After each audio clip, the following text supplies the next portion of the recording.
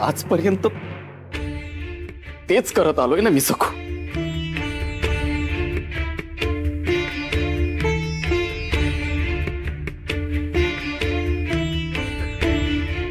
समजूनच घेत आलोय। पदोपदी तुझा आणि बाबांचा होणारा अपमान बघत आलोय। मनात काहूर माजायचं, पण मी ओठ बंद ठेवलेत का तर रमाई दुखावेल। गप्प राहिलो। अगं पण किती काळ? जिंगरोबाच्या माळावर झालेला घातपात होता की अपघात, हा विचार मनात येणारच ना सखू।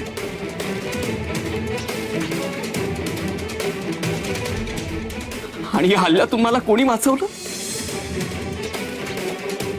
तू वाचवले सखू, तू। त्याच वेळी माझ्या डोक्यात लख्ख प्रकाश पडला। आज रातच्याला जिंगरोबाच्या माळावर दिगू जाणार आहे, आणि तो बी एकला। जिंगरोबाच्या माळावर एकट्याला पाठवण्यामागचा हेतू आणि अट्टहास मला स्पष्ट दिसला। त्या बाबाचे आणि जिंगरोबाचं खोटेपण आणि विठुरायाच्या अस्तित्वाचं, त्याच्या महानतेचं सच्चेपण याचीही खात्री पटली। एक नाही सखो, विठुरायावर विश्वास बसावा असे कितीतरी प्रसंग मी अनुभवले नाही का? अगं तू पाण्यात पूर्ण बुडाली होतीस, तुला कोणी वाचवलं सखो? बाबा या खोलीतून बाहेर कसे आले?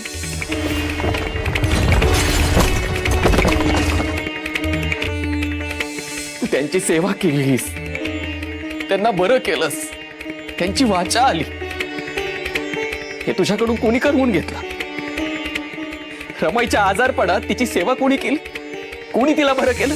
नरपशु असो, अग्निशुद्धी असो, तुझी गेलेली वाचा परत मिळणे असो, अशा आणि अनेक काळी वाचवणारी शक्ती विठुरायाचीच होती सखू। आणि हे मी बघत होतो। अनेक वेळा अनुभव घेतल्यावर मी या ठाम मतावर पोहोचलोय सखू की विठुरायाच्या कृपेने संकट निवारण होत आहे।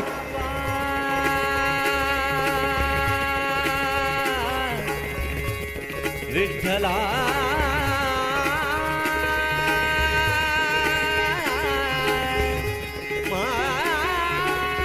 सखू, मी विठुरायाला शरण जाणार सखू।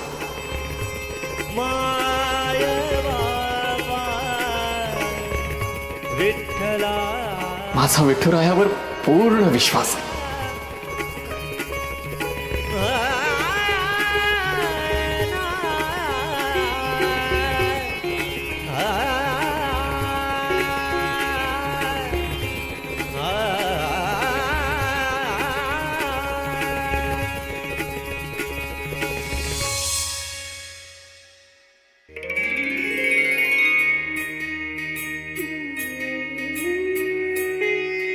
बाबांसारखं मीही विठ्ठल नाम घेणारच सखू।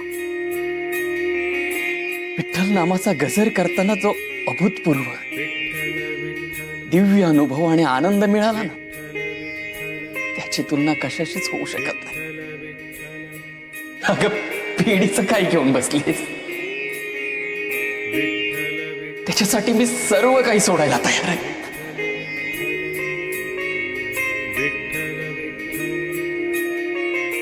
आत्ता या क्षणी हे घर सोडायलाही मी तयार आहे।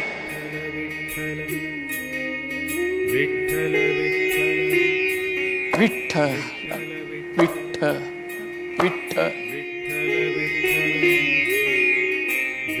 विठ्ठल विठ्ठल विठ्ठल। एकदा का विठ्ठल नामाची गोडी अंतरंगात उमलली ना सखू, त्या समोर सारं काही व्यर्थ। असं विठ्ठल भक्त का म्हणतात मला आज कळलंय।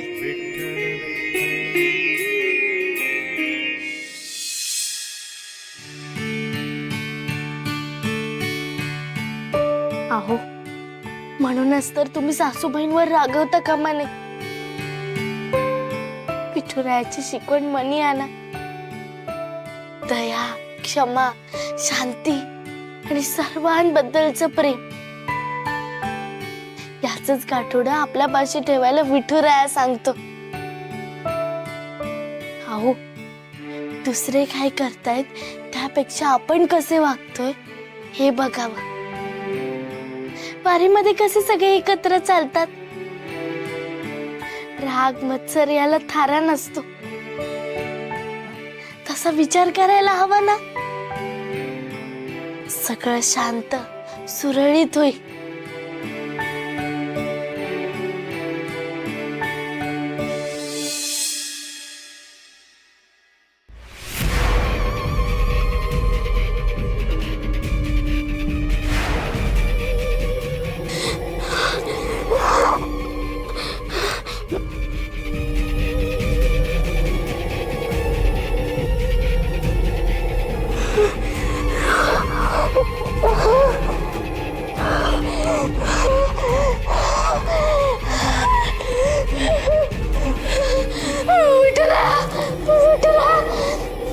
सखू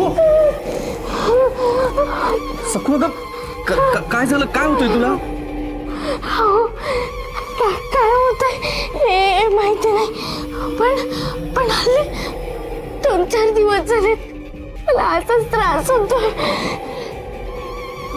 थांब मी पाणी आणतो.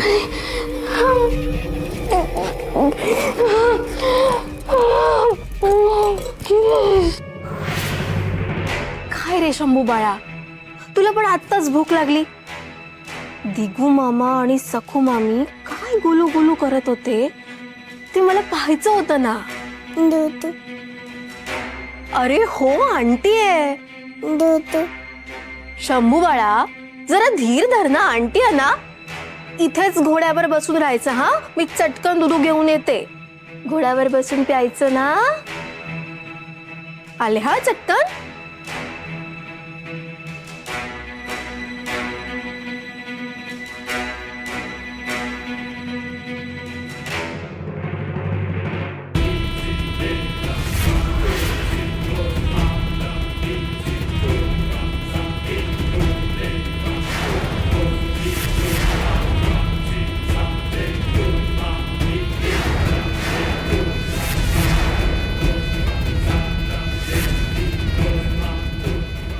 शंभूबाळा, बघ तुझी मामी आलीये. मामीचं लाडकं कोण आहे? शंभूबाळ. तुला माहितीये का, आपल्या विहिरीतल्या बेडकांना ना पंख फुटलीयेत.